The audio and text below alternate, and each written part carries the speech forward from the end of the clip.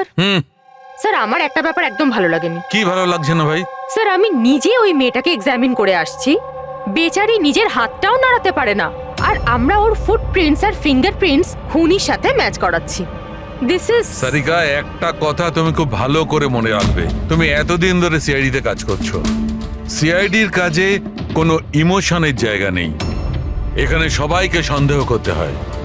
মনে রেখো, ওই মেয়েটাকে পাঁচজন লোক ওখানে দেখেছে, বুঝলে? ইমোশনের কি আছে? এক কাজ করো, এই সব ফিঙ্গারপ্রিন্টস যেগুলো পূরবী আমাদের এনে দিয়েছে, আর এই দড়ি থেকে কুড়ুল থেকে যে ফিঙ্গারপ্রিন্টস আমরা পেয়েছি, ওগুলো আমি সেভ করেছি। একটু ম্যাচ করে দেখো যদি কিছু পাওয়া যায়।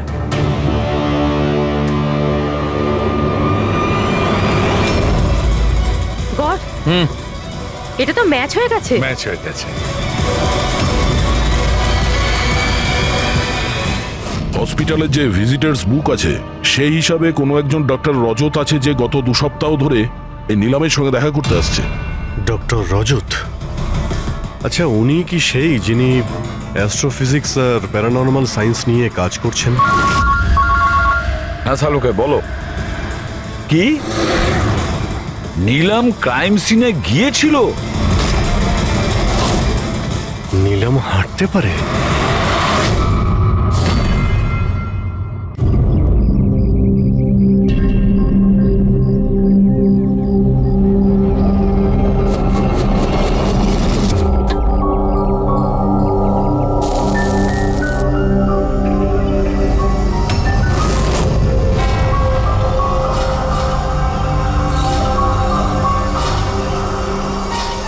কি হলো? বুঝলি সিদ্ধার্থ, এটা ভেবে অবাক লাগছে যে এতক্ষণ সময় হয়ে গেল আর কেউ আমাদের ওই ব্যাপারে কিচ্ছু জিজ্ঞেস করলো না।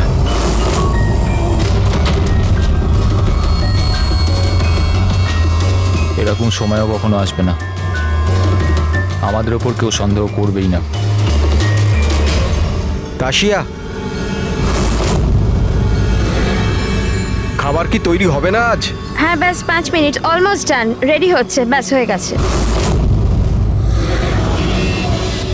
Vikram, come on. আমি সিদ্ধার্থকে অনেকবার জিজ্ঞাসা করলাম যে তুমি হঠাৎ রে আর বিক্রমের সাথে 2 সপ্তাহের জন্য ছুটিতে কেন গিয়েছিলে, কিন্তু ও বলেছিল যে বিজনেসের ব্যাপার। আমার বিশ্বাস হচ্ছে না একটু। তা আশা, তুই বিক্রমকে জিজ্ঞাসা করেছিস? হ্যাঁ, জিজ্ঞাসা করেছিলাম, তার এই উত্তর দিল। ও তোকে আবার মেরেছে? তাশা, তোর এটা মনে হচ্ছে না যে বিক্রম মরে গেলে ভালো হয়?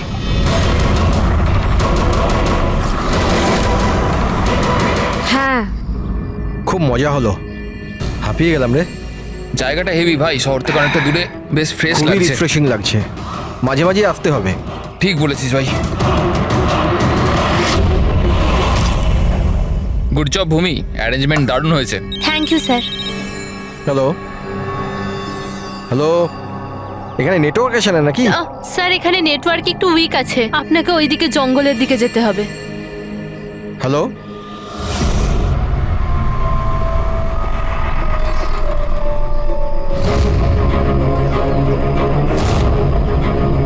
হ্যালো,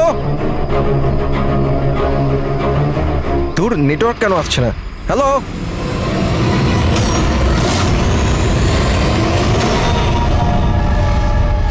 নীলম, তুমি?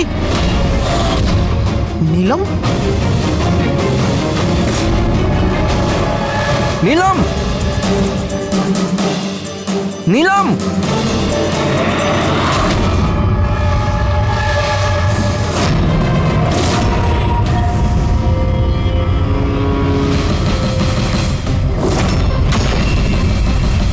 বিক্রম, এখানে নিলামকে কে ডেকেছে? বিক্রম? ও কেন ডাকতে যাবে? কিন্তু ও এখানে কি করে এলো? ওই দেখো নিলাম।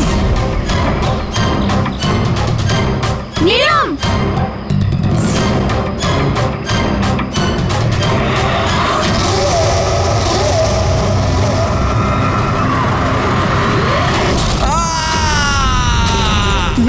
চিৎকার এটা?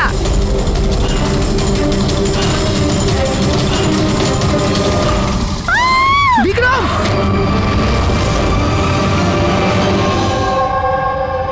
তোমরা সবাই বলতে চাইছো যে বিক্রমকে এখানে নীলম ইচ্ছে করে ডেকেছিল যাতে ওকে সহজেই মারতে পারে, তাই তো? আচ্ছা, আপনারা কি নীলমকে দেখেছিলেন নাকি বিক্রমের মুখ থেকে শুধু শুনেছিলেন? স্যার, আমরা প্রত্যেকে নিলামকে দেখেছি। আর ও হালকা নীল রঙের লম্বা ড্রেস পরেছিল।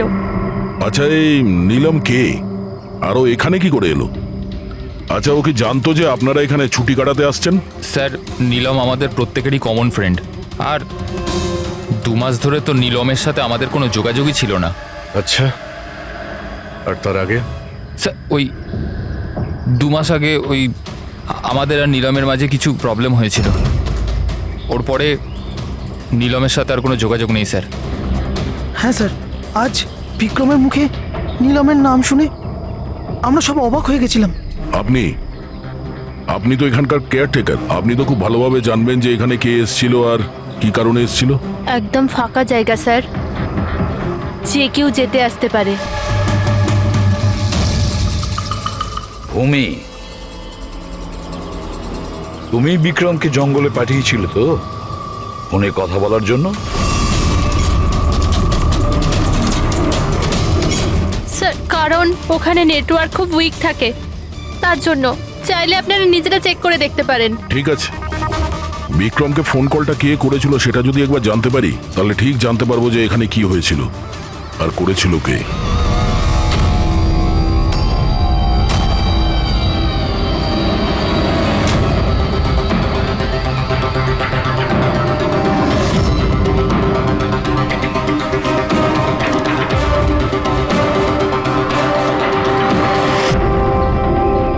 রেডি?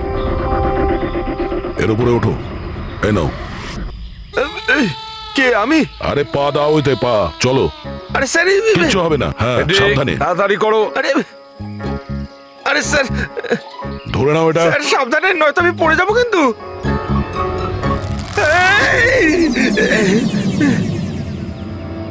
স্যার, এরা হয়তো মেয়েটার নাম বলছে, কিন্তু এদের কথায় বিশ্বাস করা একটু মুশকিল। বিক্রমের ওজন প্রায় 70 থেকে 80 কিলো হবে। একটা মেয়ে ওকে কুড়ুল দিয়ে মারার পরে ওর লাশটাকে ফাঁসিতে ঝুলিয়ে দেয়। অদ্ভুত মনে হচ্ছে না স্যার? নীলম? এই নীলমটা আবার কে? কি উদ্দেশ্য থাকতে পারে তার? স্যার, বিক্রমের কাছে একটা আননোন নাম্বার থেকে ফোন এসেছিল। সেই নাম্বারটা ট্রেস তো হচ্ছে না, বোধহয় সিম কার্ডটা ডিস্ট্রয় করে ফেলেছে। হ্যাঁ স্যার, ওই ভূমি কেয়ারটেকার, ওর আচরণও কেমন যেন সন্দেহজনক। ঠিক আছে, দেখা যাক। নিলামের সঙ্গে দেখা করি আগে। এক্সকিউজ মি, এটা কি নিলামেরই বাড়ি? হ্যাঁ, এটা নীলমেরই তো বাড়ি, আর আমি ওর মা হই। আপনারা কারা? আমরা সিআইডি থেকে। সিআইডি? বলুন, কি ব্যাপার? অ্যাকচুয়ালি পিনাকি ওয়েস্টে একটা ফার্ম হাউস আছে, সেখানে খুন হয়েছে।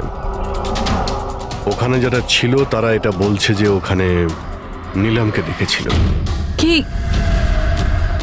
তাহলে আপনারা এটাই বলতে চান যে নীলম কাউকে খুন করে দিয়েছে, আর আপনারা ওর বাড়িতে ওর সাথে দেখা করতে এসেছেন? হ্যাঁ। নিলাম কোথায়? আসুন আমার সাথে। কোথায়?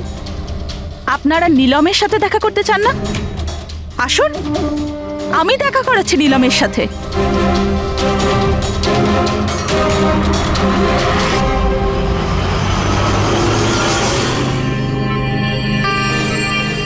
এই যে আমার নীলম, দেখছেন আপনার এর অবস্থা? মেশিনের দ্বারা জীবিত আছে, শুধুমাত্র চোখ ছাড়া এর শরীরের কোনো অংশের কোনো প্রতিক্রিয়া নেই। আর আপনারা বলতে চাইছেন যে যে এই মেয়েটি কারোর খুন করে দিয়েছে?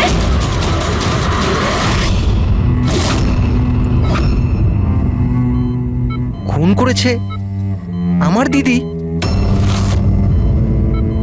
নিলামের এরকম অবস্থা কবে থেকে আর কিভাবে?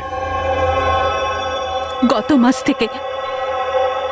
ওর সেই গাড়ি অ্যাক্সিডেন্ট হয়েছিল, তারপর। এই অ্যাক্সিডেন্ট হলো কি করে? মানে কেউ এসে ধাক্কা মেরেছিল না গাড়ির ব্রেক ফেল হয়ে গেছিল? ওই নীলম নেশা করেছিল। আপনারা কারা? আর এসব কি হচ্ছে? আমরা সিআইডি থেকে এসেছি। সিআইডি? দেখুন ডক্টর, ওর খুব কাছের বন্ধু বিক্রম, যাকে কেউ নৃশংসভাবে হত্যা করেছে। আর ওখানে যারা ছিল তাদের বক্তব্য হলো এও নাকি ওখানে উপস্থিত ছিল। This is not possible. এটা হতে পারে না। ওরা সবাই মিথ্যে কথা বলছে। বিক্রম আর ওর বন্ধুরা একেবারেই দিদির বন্ধু নয়, বিজনেস পার্টনার ছিল। চিট করেছে ওরা দিদিকে, ঠকিয়ে বিজনেস থেকে আলাদা করে দিয়েছে। ভালোই হয়েছে, ওই 3 জন চিটারের মধ্যে একজন মারা গেছে। খুব ভালো হয়েছে। আমাদের কাছে 5 জন আই উইটনেস আছে, প্রত্যক্ষদর্শী, যারা ওকে ওখানে ঘটনা ঘটার সময় দেখেছিল। আপনি বলতে চাইছেন ওর অবস্থা খুব শোচনীয়? দেখুন, আপনার কথা শুনে আমি খুব অবাক হয়েছি। নীলম সেই অবস্থাতেই নেই যে কোনো মুভমেন্ট করতে পারে। ও নিজের ইচ্ছায় একটা আঙুলও নাড়াতে পারবে না। হ্যাঁ, এটা ঠিক যে ও আমাদের দেখতে পারে, আমাদের শুনতে পারে, আমাদের বুঝতে পারে, কিন্তু এর থেকে বেশি কিছু নয়। ও যে কিছুটা করতে পারছে সেটা আমাদের দেওয়া স্টিমুলেশনের জন্য। মানে আমরা কন্টিনিউয়াসলি ওর ব্রেন ম্যাপিং করছি, ওর মস্তিষ্কের অবস্থার প্রোগ্রেস দেখার জন্য। এটা জানার জন্য যে নীলমের শোনার, দেখার, শোয়ার আর স্পর্শ অনুভব করার কতটা ক্ষমতা আছে, যাতে ওর রিকভারি তাড়াতাড়ি হতে পারে। কিন্তু নীলম শুধু মিউজিক আর ফ্রেগ্রেন্স, তার মানে সুগন্ধতে রিয়্যাক্ট করছে, কারণ ওর মস্তিষ্ক এইসব জিনিসে রেসপন্ড করে। নীলম এই মুহূর্তে একটা প্রাণহীন ফার্নিচারের মতো। ও এখান থেকে নড়তেই পারবে না, কারণ মার্ডার কি করে করবে? বিক্রম নীলামকে দেখেছিল আর ওর পিছু নিয়েছিল। রে, সিদ্ধার্থ আর তাশিয়া, মনিকাও দেখেছিল। এতজন দেখেছে, সবার ভুল হতে পারে, এটা কি করে সম্ভব? কিন্তু নীলমের এই অবস্থা তো আমরা দেখছি স্যার। দেখুন ডক্টর, আপনাদের হসপিটালের গেট থেকে শুরু করে এই পুরো হসপিটালের সিসিটিভি ফুটেজ আমি দেখতে চাই। সরি স্যার, গত সপ্তাহেই সিসিটিভি ক্যামেরা খারাপ হয়ে গেছে। কোনো ফুটেজ তো নেই আমাদের কাছে। এখন ডক্টর, একটা কথা মনে রাখবেন যে যদি এটা প্রমাণ হয় যে নীলামি ক্রাইম সিনে ছিল, তাহলে আপনার লাইসেন্স ক্যান্সেল হতে পারে।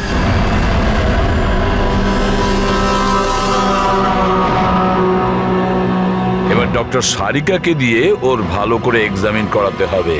এই পরিস্থিতিতে দুটো ব্যাপার হতে পারে। হতে পারে এই নীলম নাটক করছে, কিংবা ওর মতো দেখতে কেউ আছে, আর এতজনে দেখেছে, সবার চোখে তো আর ফাঁকি দিতে পারবে না। স্যার, আমার মনে হচ্ছে পুরবি আর ফ্রেডিকে একে লক্ষ্য রাখার জন্য এখানেই থাকা উচিত। তাহলেই জানা যাবে ও বিছানা থেকে উঠতে পারে কিনা। পুরবি, হেড্রিক, এই করিডোর থেকে শুরু করে আর ওর ঘর অবধি খুব ভালো করে খেয়াল রাখবে। ভালো তো লাগছে না ওকে এই অবস্থায় দেখতে, কিন্তু তবু আমাদের ওর ফিঙ্গারপ্রিন্টস আর ফুটপ্রিন্টস নেওয়া দরকার। আর তাছাড়া নীলামের ভাই আর মা ছাড়া ওখানে আর কে কে আসেন ওর খোঁজ নিতে, ওর সঙ্গে দেখা করতে, সেটাও দেখতে হবে।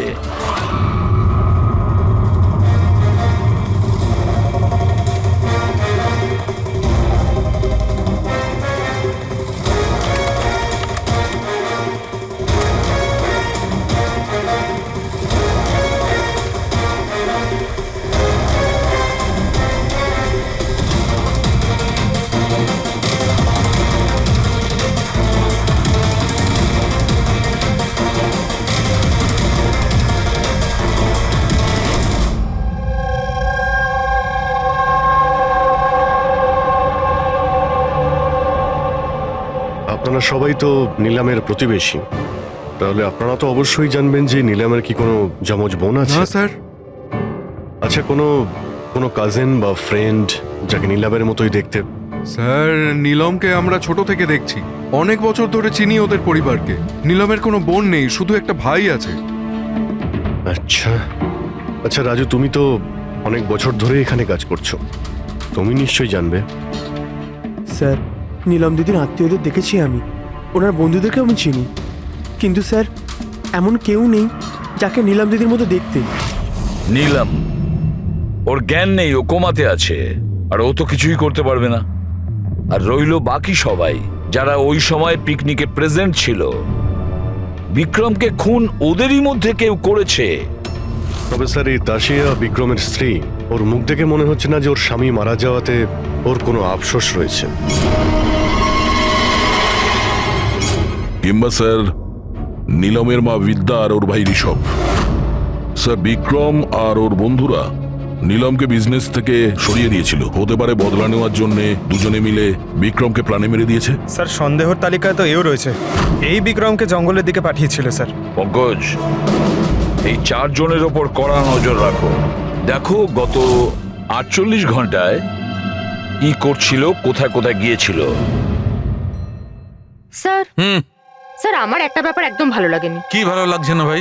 স্যার আমি নিজে ওই মেয়েটাকে এক্সামিন করে আসছি, বেচারি নিজের হাতটাও নাড়াতে পারে না, আর আমরা ওর ফুটপ্রিন্টস আর ফিঙ্গারপ্রিন্টস খুনির সাথে ম্যাচ করাচ্ছি।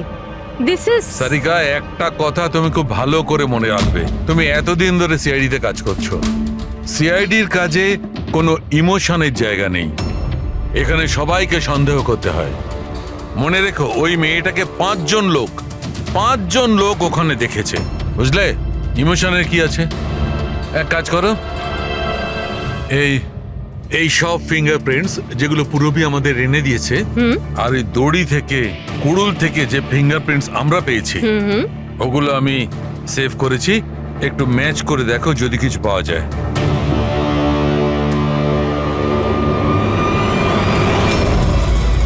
গড, এটা তো ম্যাচ হয়ে গেছে। ম্যাচ হয়ে গেছে। হসপিটালের যে ভিজিটার্স বুক আছে সেই হিসাবে কোনো একজন ডক্টর রজত আছে যে গত 2 সপ্তাহ ধরে এই নীলমের সঙ্গে দেখা করতে আসছে। ডক্টর রজত? আচ্ছা, উনি কি সেই যিনি অ্যাস্ট্রোফিজিক্স আর প্যারানর্মাল সায়েন্স নিয়ে কাজ করছেন? হ্যাঁ শালুকে বলো, কি নীলম ক্রাইম সিনে গিয়েছিল? নীলম হাঁটতে পারে? ডক্টর রজত, নীলম তো চলাফেরা করতে পারে, কারণ ক্রাইম সিনে আমরা যে ফুটপ্রিন্ট আর ফিঙ্গারপ্রিন্ট পেয়েছি সেটা তো ওর সঙ্গে ম্যাচ করে গেছে। তাহলে এই পুরো বিষয়ে আপনার কি রোল? দেখুন, আমি আপনাদের কথা অস্বীকার করছি না, হসপিটালের বেড থেকে নীলম উঠতে পারে। হ্যাঁ, ওর ফিঙ্গারপ্রিন্টস আর ফুটপ্রিন্টস অ্যাস্ট্রাল প্রজেকশনের সাথে মিলবে কি মিলবে না, that I am not sure. Excuse me, কি বললেন আপনি? Astral, what is that mean? এক minute, astral projection? Are you joking? আমার সঙ্গে মজা করছেন না তো? নীলমের ভাই ঋষভকে আমি বলেছিলাম একটা বিশেষ মিউজিক চালানোর জন্য আর নীলমের পাশে ফুল রাখার জন্য। এই কাজটা ওর মস্তিষ্কে প্রভাব ফেলবে, ওটা তাড়াতাড়ি কাজ করতে থাকবে আর নীলম তাড়াতাড়ি সুস্থ হয়ে যাবে। এখন বুঝতে পারছি যে নীলমের মস্তিষ্ক খুব বেশি পাওয়ারফুল হয়ে গেছে, এতটা যে ও নিজেকে অন্য কোথাও প্রজেক্ট করতে পারে। ও নীলম নয়, ওর অ্যাস্ট্রাল প্রজেকশন। এক মিনিট, আপনি বলছেন যে ওর প্রজেকশন অন্য জায়গায় করতে পারবে? এটা কিভাবে সম্ভব? দেখুন, অ্যাস্ট্রাল প্রজেকশনকে যদি খুব সাধারণভাবে আপনাকে বোঝাই তাহলে সেটা এইভাবে। দেখুন, যেমন মরার পরে মানুষের আত্মা তার শরীর থেকে আলাদা হয়ে যায়, ঠিক একই রকম জীবিত মানুষের চেতনাকেও ফিজিক্যালি বাইরে বের করা সম্ভব। আর যেমন আমি বুঝি যে নীলমের কেসেও এরকমই কিছু হয়েছে। দেখুন ডক্টর রজত, সায়েন্সে এমন কোনো প্রমাণ নেই যাতে এই কথাটা কনফার্ম হতে পারে যে শরীর থেকে আত্মাটাকে বাইরে বার করা যায়। আর আপনার থিওরি অনুযায়ী একটা 40-45 কিলো ওজনের একটা মেয়ে যে কোমায় রয়েছে, সে একজন 85 কিলো ওজনের একটা লোককে দড়িতে ঝুলিয়ে দিয়েছে। তার মানে আপনারা আমার কথা বিশ্বাস করছেন? তাহলে আপনারাই বলুন, এক হাত পায়ে অক্ষম মেয়ে যে হাসপাতালের বেডে পড়ে আছে, সে একই সময় 2 আলাদা আলাদা জায়গায় কিভাবে থাকতে পারে? থ্যাংক ইউ ভেরি মাচ, সেটা আমরা খোঁজ নিয়ে নিচ্ছি।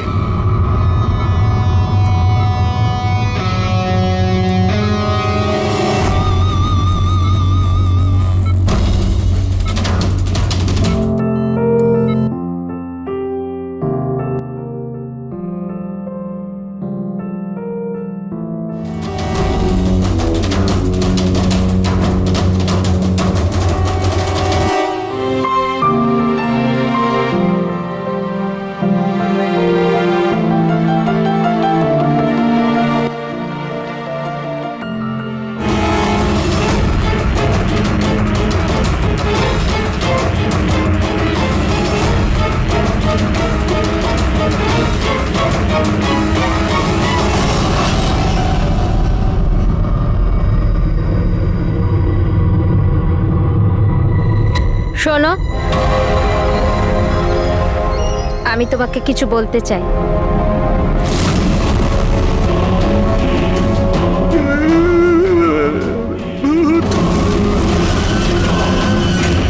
আরে এই মাত্র তো ছিল।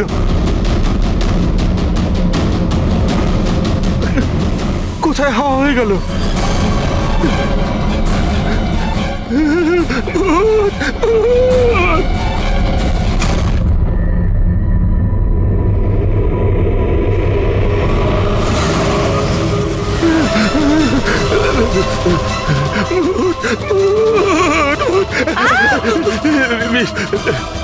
ওখানে ভূত। কোথায়? পুরবি, আমি ওকে নিজের চোখে দেখেছি। ওখানে দাঁড়িয়ে ছিল, হঠাৎ করে উধাও হয়ে গেল। কিন্তু নীলম তো এখানেই ছিল, এখান থেকে ওঠেও নি।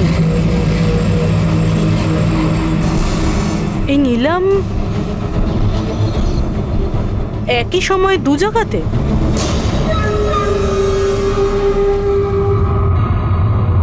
স্যার, আমি নিজের চোখে দেখেছি নীলমের আত্মা দাঁড়িয়েছিল এই করিডোরেই। স্যার, ও ওর রুমেই ছিল। ঋষভ মিউজিক অন করে ফুল রেখে শুতে চলে গেছিল। এরকম প্রথমবার হয়নি স্যার, আমি দেখেছি। স্যার, ওর বডি এখানেই থাকে আর ও বাইরে ঘুরে বেড়ায়। দেখলেন, আমি আপনাদের আগেই বলেছিলাম মিউজিক আর ফুলের জন্য ওর নার্ভের সক্রিয়তা বেড়ে যায়, আর সেই অবস্থায় ওর আত্মা শরীরের বাইরে চলে যায়। Astral projection. Astral projection? হ্যাঁ। ঋষভ, ভেতরে যাও, গিয়ে মিউজিক চালাও। যেটা তুমি তোমার বোনকে শোনাও, আর ওই ফুল সেটাও রাখো। হ্যাঁ স্যার। এবারে দেখবো।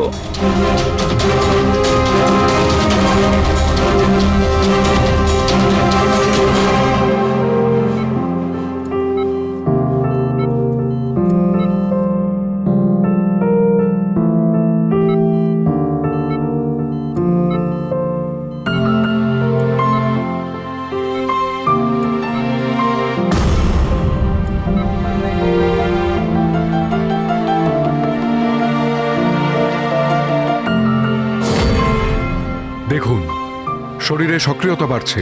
আমি আপনাকে বলেছিলাম না আমি ভুল বলিনি? ঠিক আছে ডক্টর, ওর আঙ্গুলটা নড়াচড়া করছে, কিন্তু ওর অ্যাস্ট্রাল প্রজেকশন কোথায়? শুধু তো আঙ্গুলের রিয়াকশন দেখছি। তাহলে কি পুরো হসপিটালেই ওর আঙ্গুলের ছাপ খুঁজে বেড়াবো? যদি ওর আত্মা ওর শরীর থেকে বেরিয়ে অন্য কোথাও যায়, তাহলে ওর ফুটপ্রিন্ট আর ফিঙ্গারপ্রিন্টও সাথে নিয়ে যায়, তাই না? দেখুন, আপনাকে বুঝতে হবে, নীলমের আত্মা আপনার অর্ডারে তার শরীর ছেড়ে বাইরে আসবে না। এটা নিজে থেকেই স্বেচ্ছায় আসবে। ও প্লিজ ডক্টর, আপনার এই সায়েন্সের কথাবার্তা আমাদের মাথাতেই ঢুকছে না। এই কেসটা আমরা সলভ করব, বুঝেছেন? আপনারা আমার কথাকে বিশ্বাস করুন। এক্সকিউজ মি, আসুন। দেখুন দেখুন নীলমকে। ওর অবস্থা দেখে আপনাদের মনে হচ্ছে যে হসপিটাল থেকে বাইরে বেরিয়ে ও কাউকে মার্ডার করতে পারে? হ্যাঁ স্যার, আমরা প্রত্যেকে ওকে দেখেছিলাম। ওটা নীলমই ছিল, আর আমাদের কোনো ভুল হয়নি স্যার। 1 মাস হয়েছে তোর অ্যাক্সিডেন্টের। এটা হতেই পারে যে অভিনয় করছে, হাঁটাচলা করতে পারে। সিদ্ধার্থ ও সত্যি বেড থেকে নড়াচড়া করার অবস্থায় নেই। তাহলে ওটা কে ছিল যাকে আমরা ওখানে দেখেছিলাম? ওই দেখো নীলম। স্যার, আমি বলেছিলাম না নীলমের আত্মা ওর শরীর থেকে। Thank you very much. আপনি আমার ওদিকে গিয়ে বসুন। আপনারাও প্লিজ ওদিকটা গিয়ে বসুন। প্লিজ ওই দিকটা গিয়ে বসুন। স্যার, এর আঙুল আর পায়ের ছাপ ম্যাচ কিভাবে হতে পারে?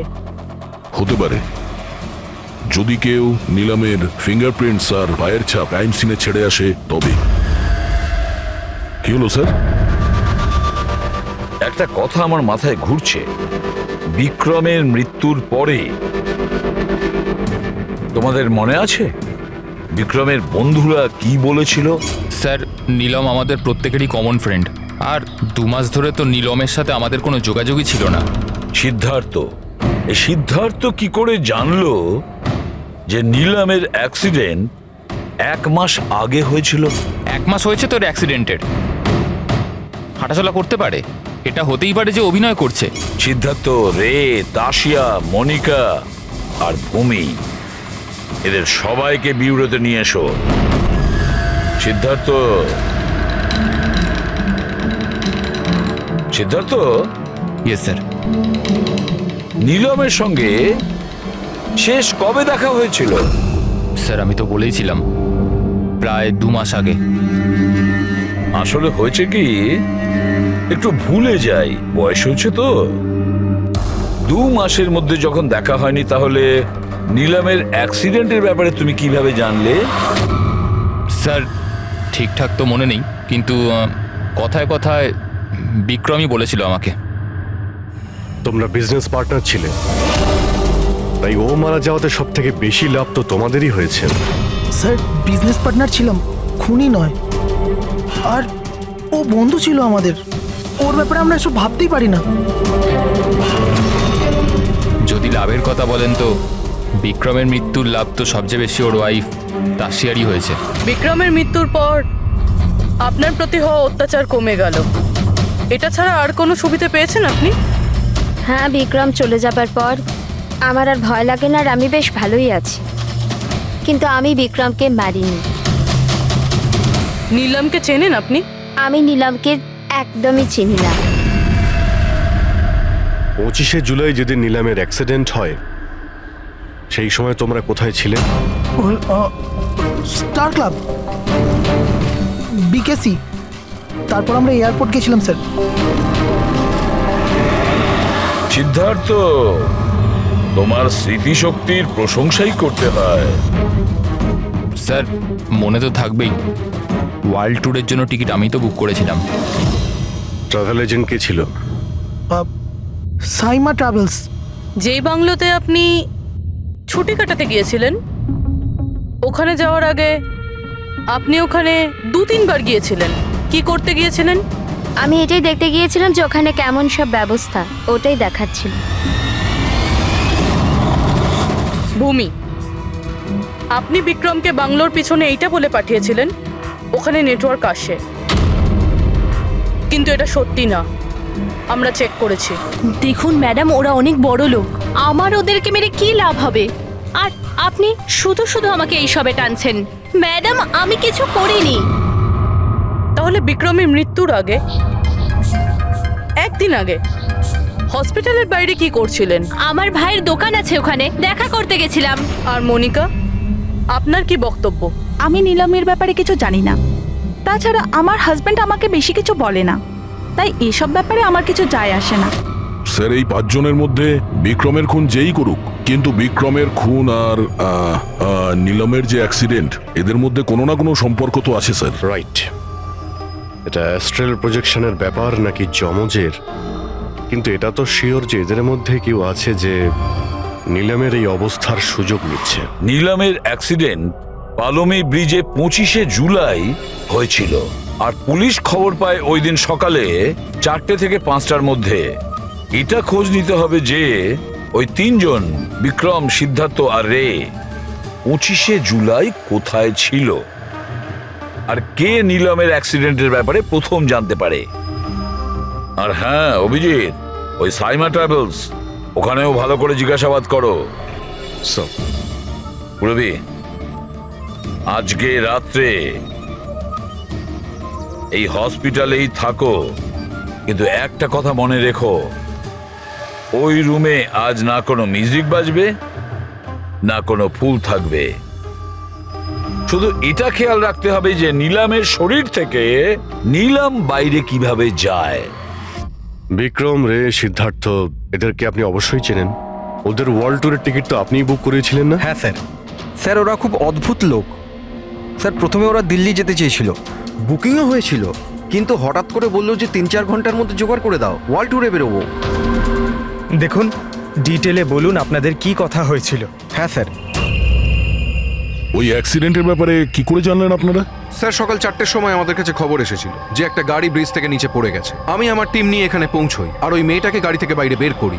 কিন্তু স্যার অবাক হওয়ার বিষয় হলো এটাই যে এত ভয়ঙ্কর অ্যাক্সিডেন্টের পরেও মেয়েটার শ্বাস চলছিল।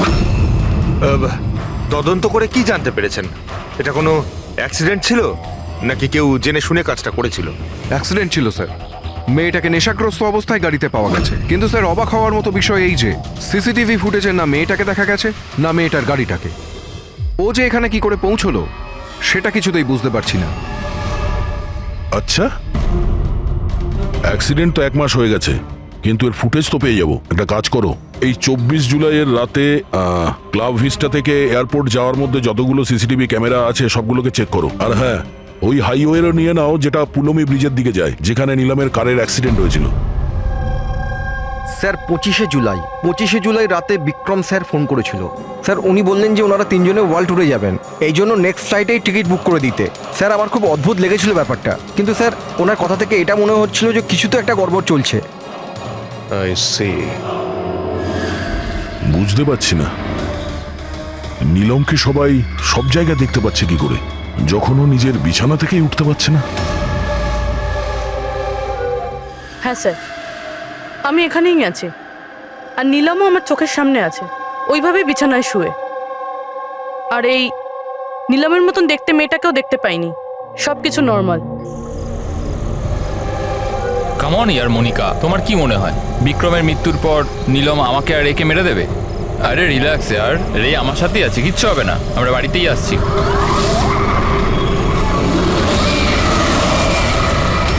নীলম, নীলম, সিদ্ধার্থ সামনে নীলম দাঁড়িয়ে আছে।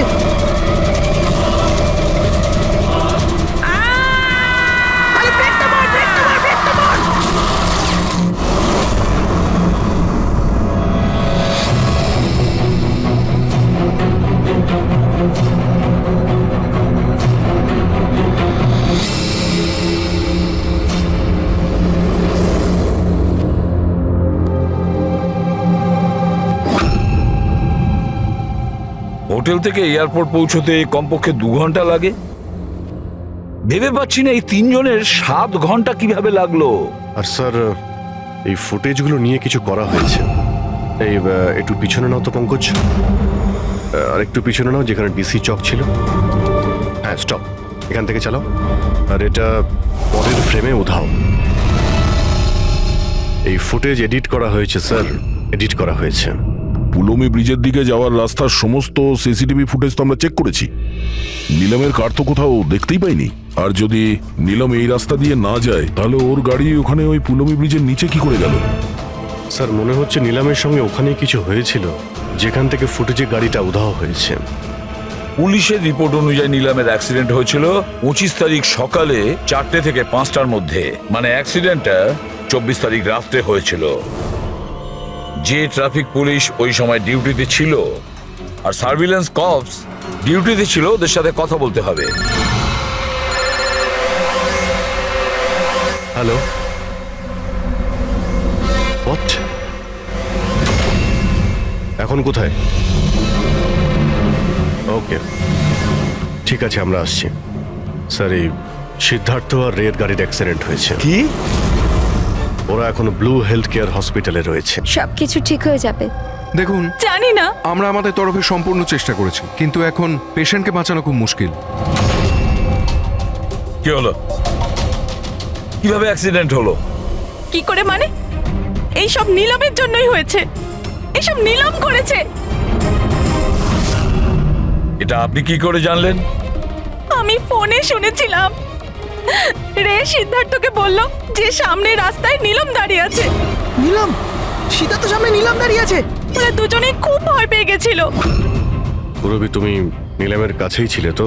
স্যার, স্যার নীলম হসপিটালেই ছিল, ওর বাইরে যাওয়ার প্রশ্নই ওঠে না। আপনাকে এই অ্যাক্সিডেন্টের খবর কে দিয়েছে? 12:30টার সময় কারো ফোন এসেছিল, কিন্তু ফোনেতে নিজের নামটাও বলেনি। আমরা যখন অ্যাক্সিডেন্ট স্পটে পৌঁছলাম, কারটা তখন পাল্টি মেরে রাস্তার নিচে পড়েছিল। ভেতরে সিদ্ধার্থ রক্তে মাখামাখি হয়েছিল, আর রের শরীরটাও জানলা দিয়ে অর্ধেক ঝুলেছিল। এক কাজ করি, সিদ্ধার্থ আর রে দুজনের মেডিকেল রিপোর্ট আর ওই গাড়িটাকে নিয়ে ফরেন্সিক ল্যাবে পাঠিয়ে দাও। এখানে সব জায়গায় পুলিশ প্রহরা আছে স্যার, সব বন্দোবস্ত হয়ে গেছে স্যার। Very good. আর আশপাশের সমস্ত রাস্তায় ব্যারিকেড লাগিয়ে দাও, ঠিক আছে? কেউ যেন আসতে যেতে না পারে। Over and out. একটা গাড়িও যেন এদিক দিয়ে না যেতে পারে। হ্যাঁ স্যার। যারা হেঁটে হেঁটে যাবে তাদের বলে দাও অন্য রাস্তা দিয়ে যেতে। কাল সকালবেলা এখান দিয়ে ভিআইপির একটা বড় কনভয়ে যাবে, আর ভেতর থেকে আমরা খবর পেয়েছি যে ওই কনভয়ের মধ্যে একটা গন্ডগোল হতে চলেছে। কারোর ওপর যদি একটুও সন্দেহ হয়, সঙ্গে সঙ্গে আমাকে জানাবে। সব সিসিটিভি ক্যামেরা জাজ হয়ে গেছে, সব ঠিকঠাক কাজ করছে। গুড।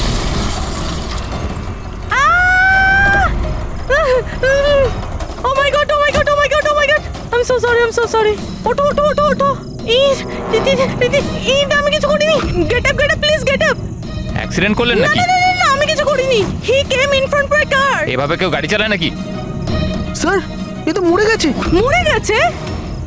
না না না না না, আমি কিছু করিনি। আরে ম্যাডাম, এই সিসিটিভি ক্যামেরাতে সবকিছু রেকর্ড হয়ে গেছে। এটা চালু আছে? হ্যাঁ চলে এগুলো। এটা কেন চলে? অ্যারেস্ট করো ওনাকে। Listen listen listen listen listen. Actually আমার হাজবেন্ড যে আছে, he is a very very rich man. টাকার কোনো অভাবই নেই ওনার। তো যদি আপনারা চান তো এই ফুটেজটা ডিলিট করা যায় না? এক minute. Get up save some money, get up please get up please. Madam, হ্যাঁ 10 লাখ। 10 লাখ? সিসিটিভি ফুটেজও গায়েব হয়ে যাবে, তার সাথে সব প্রমাণও। আরে এটার থেকে বাঁচতে গেলে এটুকু টাকা তো দিতেই হবে ম্যাডাম। শুধু টাকা নিলেই হবে না, আরো অনেক কিছু নিতে হবে তোমাদের।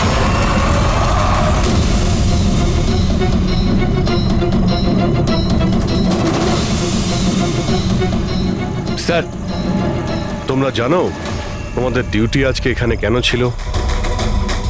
কারণ আমরা জানতে চেয়েছিলাম যে 24শে জুলাই রাত এখানে কার ডিউটি ছিল আর কে টাকা নিয়ে অপরাধীদের ছেড়ে দিয়েছিল।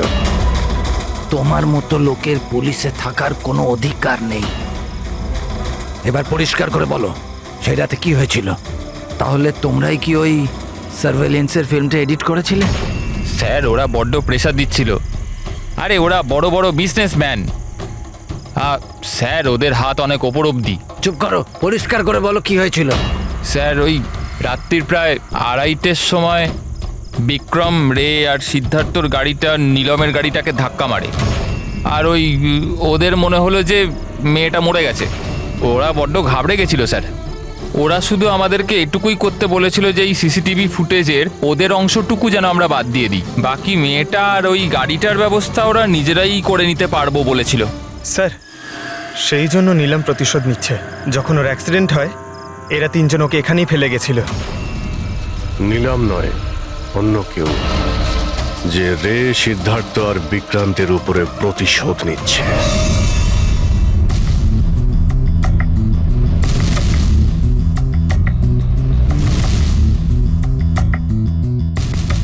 অভিজিৎ, নীলমের শরীর থেকে তার বাইরে যাওয়া পসিবল নয়।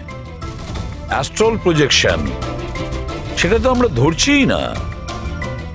আর পুরবি তো দেখেছে, পুরবি ওখানে ছিল। আর ও তো বলছিল যে নীলম ওখান থেকে নড়েইনি। তাহলে বুঝে উঠতে পারছি না যে সিদ্ধার্থ আর রে, এরা দুজনে নীলমকে রাস্তায় কিভাবে দেখলো। এক মিনিট, এই নীলম একই সময় নিজের রুমে আর হসপিটালের করিডোরেও তো দেখা গিয়েছিল। 1 মিনিট বস, এই যে গাড়িটা নীলমকে হঠাৎ দেখে ঘাবড়ে গিয়ে উল্টে যায়নি, বরং এই গাড়িটাকে অ্যাক্সিডেন্ট করানো হয়েছে। এত জোরে ধাক্কা মেরেছে যে ওদিকে দরজাটা তো পেরিয়ে গেছে। ইচ্ছে করে জেনে বুঝে কোনো গাড়ির সঙ্গে এটাকে ধাক্কা লাগানো হয়েছে। স্যার, সিদ্ধার্থ আর রের অ্যাক্সিডেন্ট একটাই গাড়িতে হয়েছে, কিন্তু ওদের মেডিকেল রিপোর্টস কিছুতেই ম্যাচ করছে না। কি?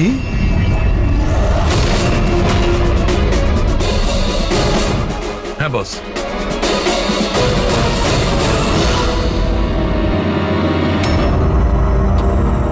এই পুরো রহস্যটা কি? এটা কি বলতে চাইছে? ফিঙ্গারপ্রিন্টস আর ফুটপ্রিন্টস ম্যাচ করা, দুটোই তো অ্যাক্সিডেন্ট। আর সারিকা বলছে যে সিদ্ধার্থ আর রের মেডিকেল রিপোর্ট ম্যাচ করছে না। এই পুরো ব্যাপারটা আসলে কি?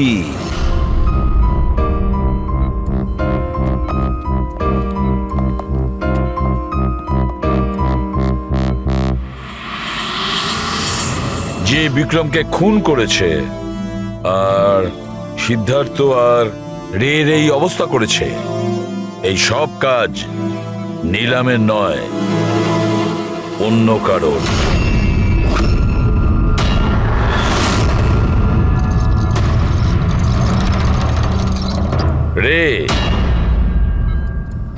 রে তোমার যেখানে অ্যাক্সিডেন্ট হয়েছিল সেখানে সিআইডির অফিসাররা গিয়েছিল। আর তাছাড়া তোমার গাড়ির কন্ডিশন আর তোমাদের মেডিকেল রিপোর্টও চেক করা হয়েছে। ওটা খুব সাংঘাতিক অ্যাক্সিডেন্ট হয়েছিল। দেখো সিদ্ধার্থর কিরকম অবস্থা।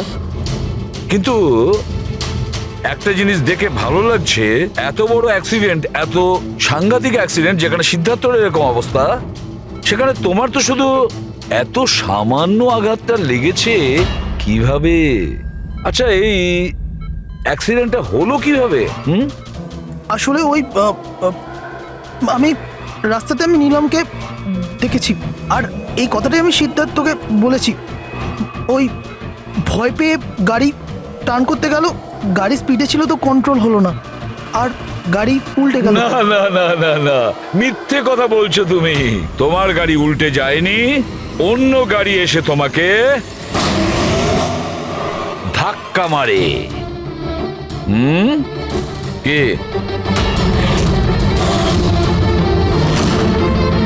হ্যাঁ স্যার, সিদ্ধার্থকে মারার প্ল্যান আমিই করেছিলাম, আর এতে ভূমি আমাকে সাহায্য করেছিল।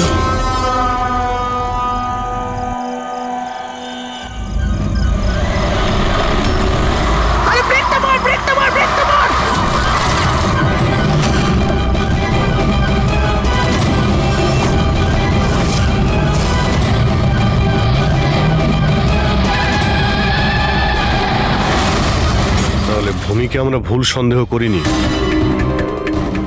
আর নিলামের হলোগ্রাম ওটাও তুমি বানিয়েছিলে, তাই তো? নিলাম একই সময় নিজের রুমে আর হসপিটালের করিডোরেও তো দেখা গিয়েছিল। এটা শুধু একটা কারণেই ঘটতে পারে, শুধু একটা কারণে। 3D হলোগ্রাম মানে নিলাম ছিল না, নিলামের ফটো ছিল। হ্যাঁ স্যার, ওই হলোগ্রাম আমি বানিয়েছিলাম, কিন্তু নীলমকে এই অবস্থায় পৌঁছানোর দায়ী আমি নই স্যার।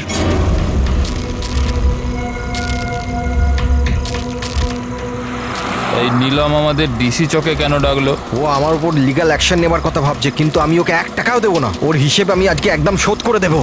আরে কি করছিস বিক্রম? ও বন্ধু আরে আমাদের। উড়িয়ে দে এটাকে বিক্রম। আরে সিদ্ধার্থ, তুই চুপ করে বস না। না বিক্রম, না না না বিক্রম। আমি বিক্রমকে আটকানোর চেষ্টা করেছিলাম, কিন্তু স্যার বিক্রম আমার একটা কথাও শুনলো না। আমি নীলমকে বাঁচাতে চাইছিলাম স্যার, ওকে হেল্প করতে চাইছিলাম, কিন্তু এই দুজনে আমাকে কিছু করতে দেয়নি। ও আমাদের বন্ধু ছিল স্যার, কিন্তু আমিও টাকার লোভে পড়ে গিয়ে সিদ্ধার্থ আর বিক্রমের সাথে মিলে নীলমের সাথে বেইমানি করলাম স্যার। ওকে বিজনেস থেকে বের করে দিলাম, আর ওকে মরার জন্য ছেড়ে দিয়ে আমরা 3 জন ওয়ার্ল্ড ট্যুরে চলে গেছিলাম। কিন্তু স্যার যখনই আমরা ফিরে এলাম, তখন থেকে আমি বুঝতে পারলাম যে সিদ্ধার্থ আর বিক্রম মিলে আমাকেও এই বিজনেসের পার্টনারশিপ থেকে বাইরে বের করে দিতে চাইছে। কিন্তু এর আগে এই দুজন নীলমের মতো আমার সাথেও বেইমানি করে। আমি এই দুজনকে আমার রাস্তা থেকে সরানোর প্ল্যান করলাম, আর নীলমের সাহায্য নিয়ে ওদেরকে ভয় পাওয়াতে শুরু করি। তাহলে এই বাংলোতে ছুটি কাটানোর আইডিয়া তোমারই ছিল? হ্যাঁ, ওখানে আমি দুজনকে রেখেও ছিলাম বিক্রমকে মারার জন্য। আমি যা করেছি আমার আফসোস নেই স্যার। নীলমের এই অবস্থাতে আমার পরিচয় গোপন করে ওকে টাকা দিয়ে সাহায্য করছিলাম। জেল যাওয়ার পর এটাই চাইবো যে ওর চিকিৎসায় যেন কিছু কম না হয়। আর ভূমি আমার অফিসে কাজ করতো স্যার, এই জন্য আমি জানতাম যে ও আমার সঙ্গ দেবে। আর আমি ভূমিকে ব্যবহার করেছি নীলমের 3D হলোগ্রাম লাগানোর জন্য।